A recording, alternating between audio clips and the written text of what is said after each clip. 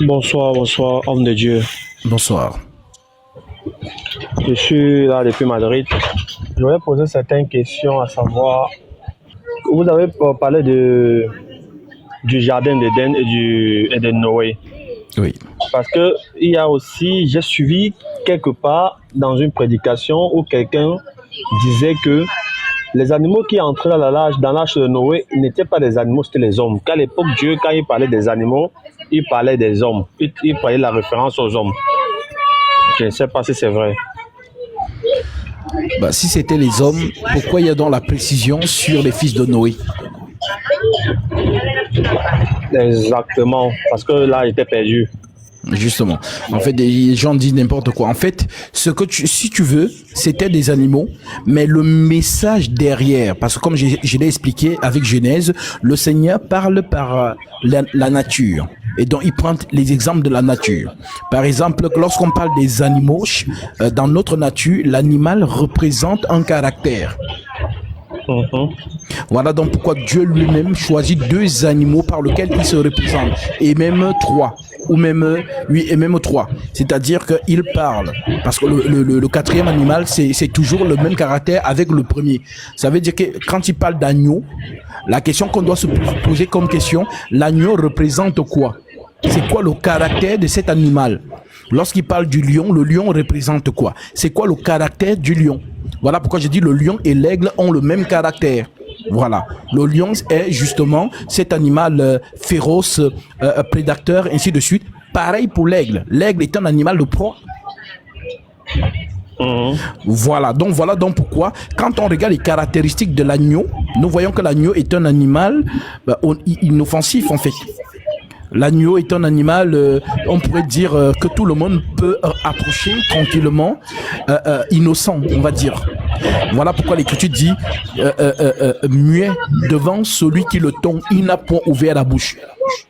Donc, mais par contre, lorsqu'on va vers le lion, nous voyons que le lion, on ne peut pas l'approcher n'importe comment. Le lion attaque, le lion dévore, le lion déchire. Donc, c'est ce que nous devons comprendre justement parce que Dieu est en train de nous faire comprendre. Alors, il y a beaucoup de bruit de ton côté. Ah oui. Autre question. Oui. Je pense qu'il n'y a plus de bruit, non? Ouais. Voilà. Pardon. Allez-y. Concernant le jardin d'Éden, Oui. vous avez parlé de l'épée du jardin d'Éden concernant l'épée des chérubins. Oui. J'aimerais que tu me donnes plus d'explications plus profondes sur cette épée, pardon, parce que j'ai entendu beaucoup d'explications sur ça, mais je voulais savoir aussi ta version. Qu'est-ce qu'on t'a dit? Parce que nous, ici, on parle à la lumière des Saintes Écritures. Qu'est-ce qu'on t'a dit sur cette épée? À la lumière des Écritures. Puisque quand on te dit quelque chose, tu dois le vérifier, bien évidemment.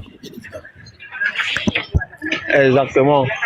Euh, C'était quelque chose de vraiment très vague. Pour moi, parce que les gens disent des choses que ça ne concorde pas vraiment et je ne prends pas ça au sérieux. Et je voulais savoir ta version parce que j'ai écouté tes messages et c'est véridique. Parce que j'ai vérifié tes messages. D'accord. En fait, lorsque justement on parle de l'épée flamboyante, c'est-à-dire on te parle les chérubins, on ne nous donne pas le nombre précis. Est-ce qu'il y a il y a vraiment beaucoup de bruit pour ceux qui nous écoutent? Est-ce que tu peux voilà, c'est mieux.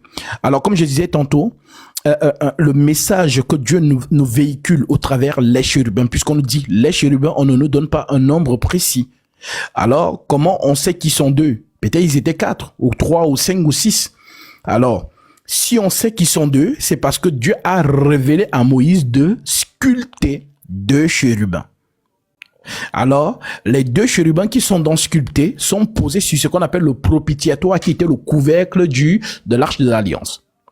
Maintenant, quand on regarde Genèse, on nous parle de lait, donc un pluriel, et on nous dit qu'ils ont une épée. Donc, supposons que nous sommes toi et moi, deux personnes qui tenons une même épée. Est-ce que ça a un sens? Ça n'a pas de sens. Donc, l'épée, en fait, fait référence à quoi? À la colère de Dieu.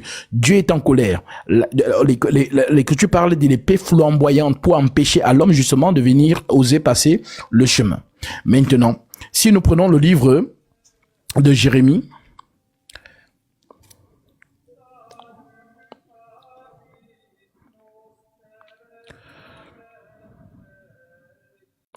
Nous sommes ici dans Jérémie chapitre 47, verset 6. L'Écriture te dit, ah, épée de l'Éternel, quand te reposeras-tu?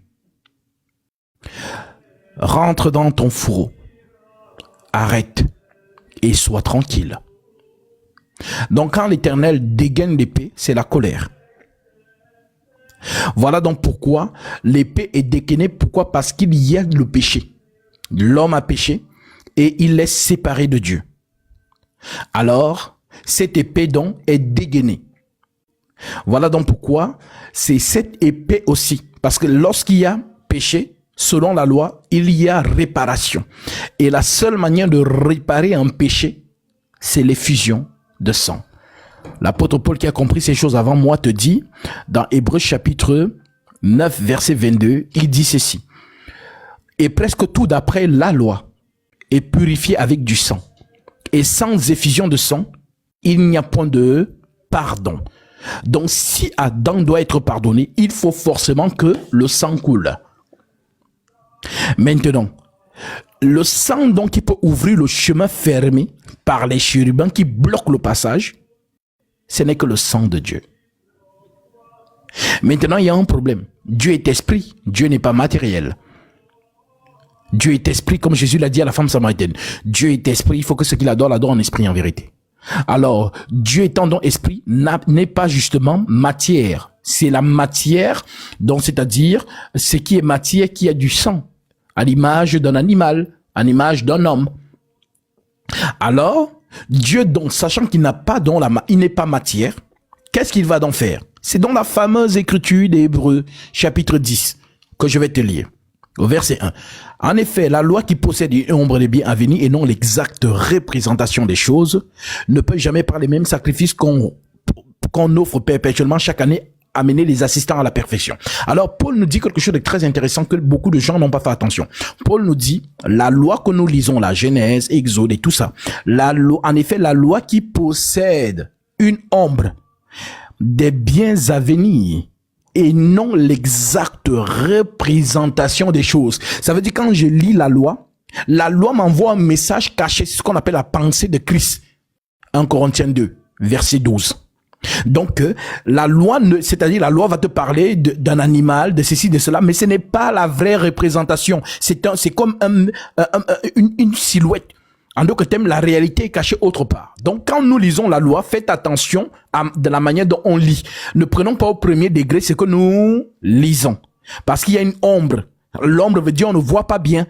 On verra bien quand les choses vont devenir éclairées. Lorsque ces choses seront éclairées par la réalité. Maintenant, voilà pourquoi Paul dit donc, autrement, n'aurait-on pas cessé de les offrir? Parce que ceux qui rendent ce culte étant une fois purifiés, n'auraient plus aucune conscience de leur péché, mais le souvenir des péchés est renouvelé chaque année par ces sacrifices, car il est impossible que le sang des taureaux et des boucs ôte le péché. Donc tout ce que Aaron faisait, on dit que les péchés ne se sont jamais ôtés.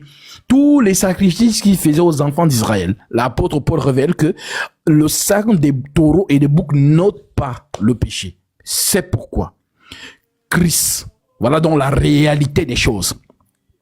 Et nous savons que Christ est l'esprit. C'est pourquoi Christ, entrant dans le monde, dit, tu n'as voulu ni sacrifice, ni offrande, mais tu m'as formé un corps. Donc le corps qui est formé, il est formé pourquoi? C'est pour le sang. Donc c'est Dieu lui-même, Christ, qui vient sur la terre. Et c'est ce que Paul a prêché, le mystère de la piété. Le mystère de la piété est grand. Dieu a été manifesté en chair. Pourquoi il se manifeste en chair? C'est pour le sang. Il ne vient que pour verser le sang. Voilà donc pourquoi il peut se montrer en corps et en sang. Et Paul dit donc, il continue en disant, c'est pourquoi Christ entrant dans le monde dit, tu n'as voulu ni offrande, ni sacrifice, ni offrande, mais tu m'as formé un corps. Alors j'ai dit, voici je viens. Dans le rouleau du livre, il est question de moi. Pour faire, oh Dieu, ta volonté. Alors, quel livre? Voici je viens. Dans le rouleau du livre, il est question de moi. Alors nous savons que le livre, c'est la parole prophétique. Donc tout ce qu'on parle dans la loi, Adonai, Éternel, Elohim, Yahvé, Jireh, Yahvé, tout ce qui est écrit dans la loi, dans les prophètes, dans les psaumes ne parlent que de Jésus. C'est-à-dire que les gens, si tu lui demandes le Dieu de la loi, il s'appelle comment? Ils n'ont pas son nom, parce qu'il a donné plusieurs noms. Et ce ne sont même pas des noms, ce sont des attributs. C'est qu'il est. Adonai veut dire, voilà, le Tout-Puissant, El Gibor, El Shaddai, voilà, c'est le Tout-Puissant. Donc, l'éternel, il est éternel. C'est l'essence de Dieu même. Il vit par lui-même. Maintenant, Jésus dit donc, voici, je viens dans le rouleau du livre, il est question de moi. Le rouleau parle que de moi. Que ce soit ce que Moïse a déclaré, voilà pourquoi tu vas voir que Nathanaël, un autre disciple dit, venez, nous avons vu celui dont Moïse a écrit. Dans les prophètes, nous voyons que les prophètes ont prophétisé que sur Jésus. Dans les psaumes n'ont que déclaré que sur Jésus. Donc l'incarnation de la loi des psaumes et des prophètes devient donc un homme. C'est ce que les gens ne comprennent pas. Donc les écritures sont devenues un homme. C'est ce qu'on appelle le logos, non? C'est ce que Jean nous a prêché, non? Jean nous a dit, au commencement était la parole était avec Dieu et la parole était Dieu. La parole a été faite chair. Alors, cette parole qui est faite chair, c'est elle Dieu. Il n'y a pas un Dieu au-dessus de cette parole. Voilà donc pourquoi, pour venir donc maintenant expier l'iniquité dont le péché, il faut qu'il vienne encore. Parce que c'est la seule condition pour ôter le péché. Et il n'y a point de pardon de péché sans effusion de sang. Voilà donc pourquoi le sang de Jésus-Christ qui a coulé nous a donc justement pardonné nos iniquités. Voilà pourquoi quiconque croit en ce sacrifice prend le baptême conformément à cette vérité et il reçoit son pardon. Donc l'épée donc que tu vois dans Genèse là, c'est cette épée donc qui a sacrifié Jésus, puisqu'un souverain sacrificateur a un couteau. Le couteau de la sacrificature déchire justement le sacrifice. Voilà donc pourquoi tu vois l'image d'Abraham et de Isaac, son fils, cheminer pendant 3 jours pour aller à Morija. Maintenant, le fils s'en rend compte qu'ils ont tous les éléments, mais sauf l'élément même du sacrifice. Père, où est, nous avons le bois, nous avons le feu, mais où est l'agneau pour l'holocauste? Le père lui dit, ne t'inquiète pas mon fils, Dieu lui-même se pourvoira de l'agneau pour l'holocauste. Ils arrivent, Isaac se rend compte que c'est lui le sacrifice et le père sort le couteau. Donc celui qui a le couteau, c'est le couteau de la sacrificature. Voilà donc pourquoi ce jour-là, lorsqu'Abraham veut donc sacrifier, la voix lui dit ne pas le faire. Et ce qu'il a dit à l'enfant s'accomplit. Il y a vraiment un holocauste que Dieu a préparé, d'où le bélier. Et voilà, nous n'allons pas entrer dans ça. Le bélier qui représente en réalité Abraham, puisque c'est Abraham le père d'Isaac. Parce que quand on dit bélier, c'est un grand agneau. Le petit de l'agneau, c'est le petit du bélier, c'est ce qu'on appelle agneau. Donc ce jour-là, en réalité, ce n'est pas Isaac qui est mort, mais c'est Abraham, le bélier. Voilà donc pourquoi le fils continue la vie. Mais le père meurt. C'est ce que Paul nous dit dans Hébreu. Il n'y a point de testament tant que la mort du testateur n'est pas constatée. Un testament, en effet, n'est valable qu'en cas de mort. Alors, qui est mort à la croix? Puisque le Père donne l'héritage. Et nous sommes les fils, nous attendons l'héritage. Et l'héritage des saints, c'est quoi? C'est la vie éternelle. Alors, qui donne la vie éternelle? C'est l'Éternel lui-même. Voilà donc pourquoi Jésus-Christ, par son sacrifice, nous donne la vie. Voilà donc pourquoi cette épée, Dieu est en colère. Et l'apôtre Jean, le Seigneur l'a montré à Jean autrement. Je vais te lire ça et tu vas voir que c'est clairement ça. Apocalypse chapitre 5, verset 1. Il est écrit. Puis je vis dans la main droite de celui qui était assis sur le trône un livre écrit en dedans et en dehors, scellé de 7 sceaux. Je répète, puis je vis dans la main droite de celui qui était assis sur le trône un livre écrit en dedans et en dehors, scellé de 7 sceaux. Et je vis un ange puissant qui criait d'une voix forte. Qui est digne d'ouvrir le livre et d'en rompre les sceaux? Et personne dans le ciel, ni sur la terre, ni sous la terre, ne put ouvrir le livre ni le regarder. Et je plairais beaucoup de ce que personne ne fut trouvé digne d'ouvrir le livre ni de le regarder. En d'autres termes, le livre dont on parle, c'est quoi? Le livre, c'est la vie éternelle que Dieu a retiré à Adam, puisque la source de l'éternité, c'est Dieu lui-même. Et Adam vivait par cette source. Donc celui qui a pris la vie d'Adam, c'est Dieu. Et le seul qui peut redonner à Adam cette vie éternelle, c'est Dieu. Voilà donc pourquoi ici, on dit donc que la vie que l'homme veut se trouve dans la droite de Dieu. Et la droite de Dieu, c'est quoi? La droite de Dieu, c'est Jésus. Quand on dit Dieu assis dans sa droite, donc Jésus assis à la droite de Dieu, c'est Dieu lui-même dans la puissance. Quand il dit au souverain sacrificateur, vous verrez les cieux ouverts et le Fils de l'homme venir à la droite de la puissance de Dieu. Ça veut dire quoi? C'est qu'il vient maintenant en tant que le juge des vivants et des morts. Donc voilà donc pourquoi la colère donc qui est là, c'est l'homme a donc Dieu a la vie de l'homme entre ses mains. Maintenant l'Écriture continue en te disant, qui est donc digne d'aller prendre la vie de l'homme entre les mains de Dieu? Dieu est en colère. Il y a eu le péché. Quel est l'homme qui va aller entrer dans le jardin d'Éden pour prendre ce que Adam a péché? Supposons que voilà, c'est un arbre, je m'en vais cueillir le fruit, je viens de donner à Adam, Adam mange. Qui est digne de faire ça? Qui est digne de prendre de l'arbre de vie? Et je reprends, l'Écriture dit, et je vis un ange puissant qui criait d'une voix forte. Qui est digne d'ouvrir le livre et d'en rompre les cieux? Qui est digne? L'Écriture dit personne dans le ciel. Au ciel, il y a qui? Personne dans le ciel, ni sur la terre, ni sous la terre. Alors, le digne là vient d'où? De l'éternité. C'est Dieu lui-même.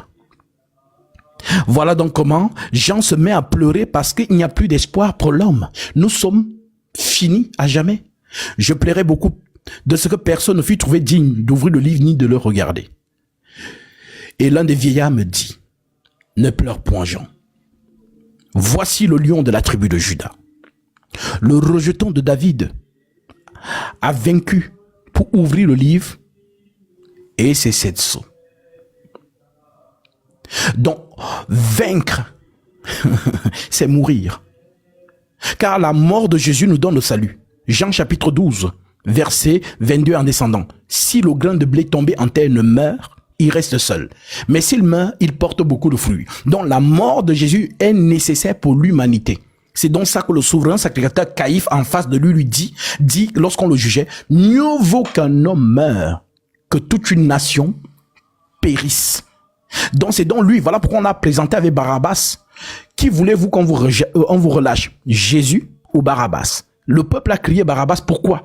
Parce que Barabbas représente tout un peuple, Israël. Et la loi du Lévitique dit que le bouc doit porter les iniquités des enfants d'Israël et être chassé dans le désert pour Azazel.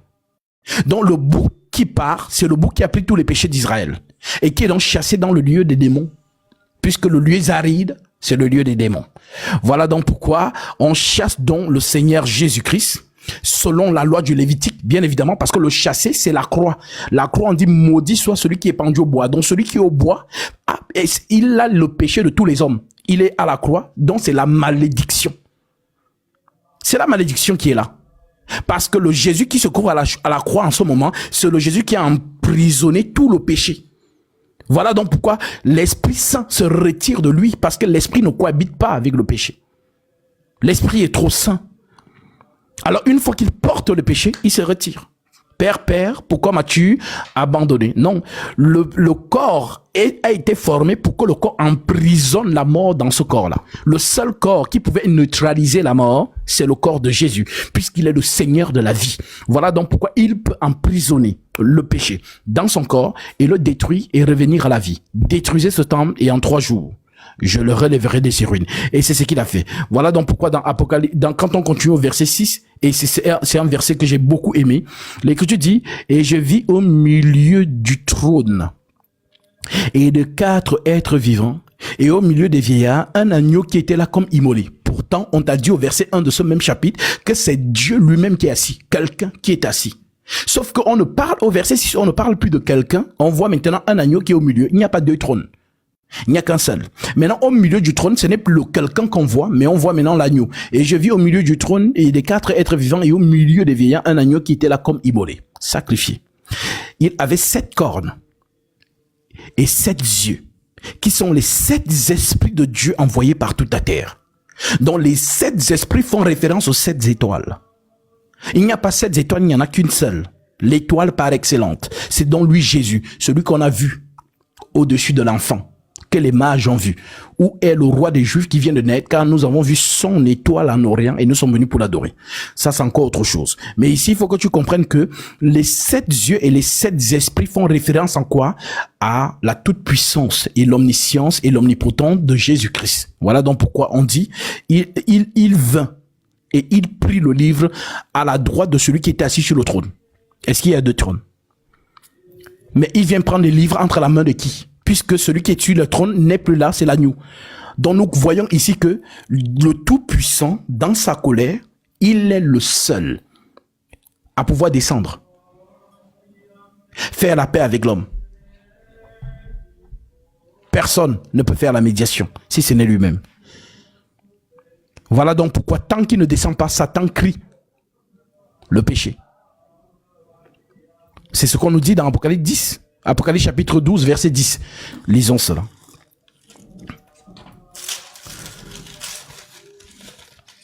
Apocalypse 12, verset 10. L'Écriture dit, « Et j'entendis dans le ciel une voix forte qui disait, « Maintenant le salut est arrivé, et la puissance et le règne de notre Dieu, et l'autorité de son Christ, car il a été précipité l'accusateur de nos frères. Celui qui les accusait devant notre Dieu jour et nuit. » Vous dites que Satan, il a été chassé, non? Mais apparemment, il était devant Dieu, en train de montrer tous les péchés que les hommes font. Parce que c'est ça, un accusateur. Un accusateur, c'est un avocat. Hein? Ça vous rappelle quelque chose, ceux qui ont été au tribunal ici. Hein? Voilà, ta partie adverse, c'est ce qu'on appelle l'accusation. Et ta partie à toi, c'est ce qu'on appelle la défense. Donc, l'avocat dans l'accusation, c'est donc lui qui excite le juge en rappelant au juge ses articles. Juge, tu avais dit que l'âme qui pêche, c'est celle qui mourra. Voilà, tel a péché, tel a péché, tel a péché, tel a péché, ils doivent mourir. Respecte ta parole, juge. Est-ce que vous comprenez? Donc c'est donc ça ici, pourquoi on vous dit, au verset 10, « Et j'entendis dans le ciel une voix forte qui disait, « Maintenant le salut est arrivé et la puissance et le règne de notre Dieu et l'autorité de son Christ, car il a été précipité l'accusateur de nos frères. » Donc qu'est-ce qui précipite Satan? C'est justement le sang de Jésus. Je continue.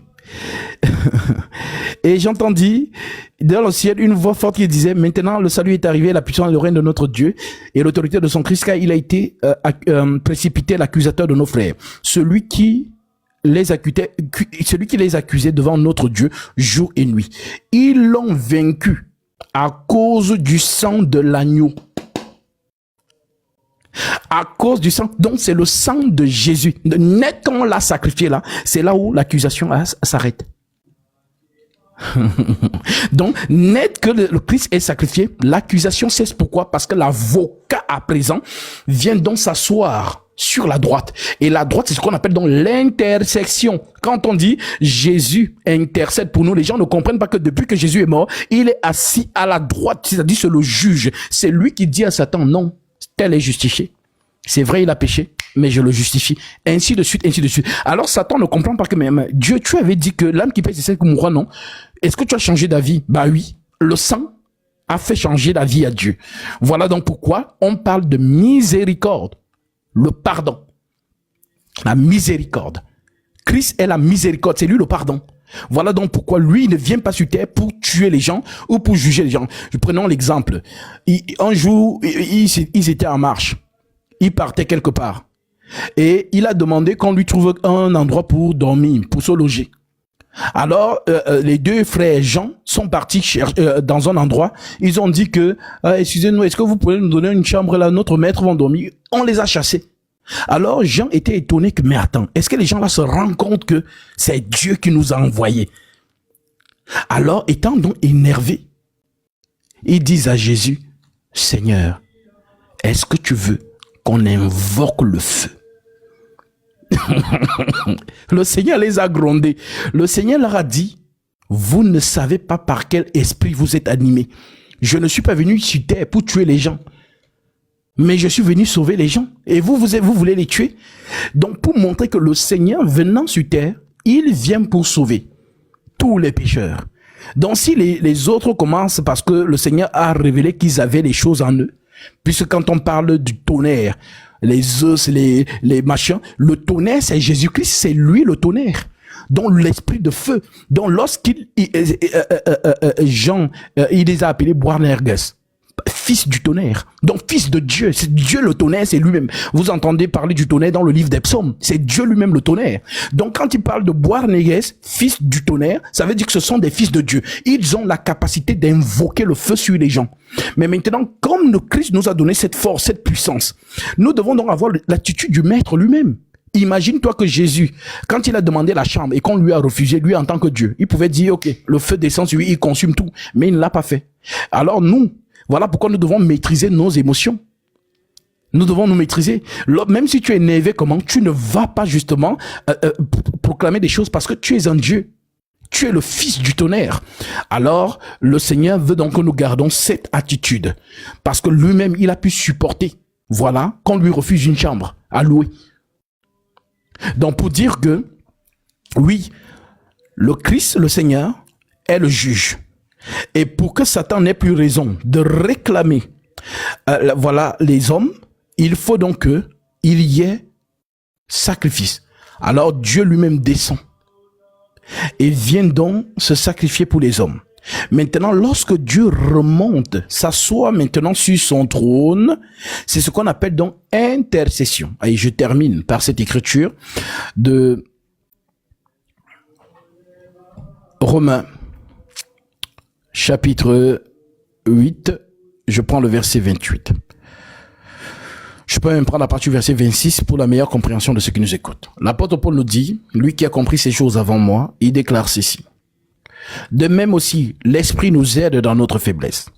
Car nous ne savons pas ce qu'il nous convient de demander dans nos prières, mais l'Esprit lui-même intercède par des soupirs inexprimables. Et celui qui sonde les cœurs connaît quelle est la pensée de l'Esprit, car c'est selon Dieu qu'il intercède en faveur des saints. Verset 28. Nous savons du reste que toute chose concourt au bien de ceux qui aiment Dieu, de ceux qui sont appelés selon son dessein. Car ce qu'il a connu d'avance, il les a aussi prédestinés à être semblables à l'image de son Fils, afin que son Fils fût le premier-né d'entre plusieurs frères. Et ceux qu'il a prédestinés, il les a aussi appelés. Ce qu'il a appelés, les a aussi justifiés. Ce qu'il a justifiés, les a aussi glorifiés. Que dirons-nous donc à l'égard de ces choses? Si Dieu est pour nous, qui sera contre nous? Bah oui, si le juge est de ton côté, qui sera contre toi? Tu as gagné le procès d'avance. Alors, verset 32... lui qui n'a point, il dit au verset 30, et ce qu'il a prédestiné les a aussi appelés, ce qu'il a appelé les a aussi justifiés, ce qu'il a justifié les a aussi glorifiés. Que dirons-nous donc à l'égard de ces choses? Si Dieu est pour nous, qui sera contre nous?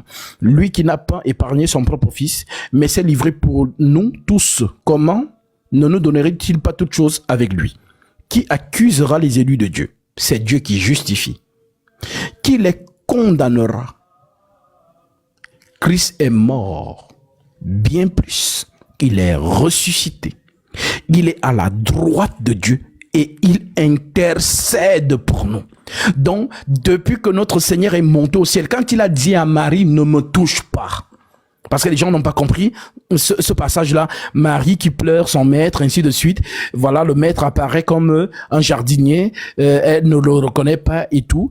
Et quand finalement le Seigneur lui dit, Marie, elle le reconnaît, elle s'écrie Rabboni. Elle veut donc embrasser le Seigneur dans sa joie. Mais le Seigneur lui dit, ne me touche pas. Va trouver mes frères. Et dis-leur que je les précède en Galilée. Je ne suis pas encore monté vers mon Père, qui est votre Père, et vers mon Dieu, qui est votre Dieu. Voilà donc pourquoi il cite ces écritures qu'on retrouve encore dans Michée. Mon Dieu, mon Père.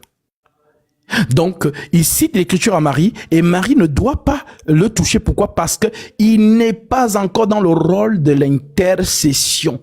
Il faut qu'il monte, et une fois qu'il est assis, à ce moment-là, il justifie les saints.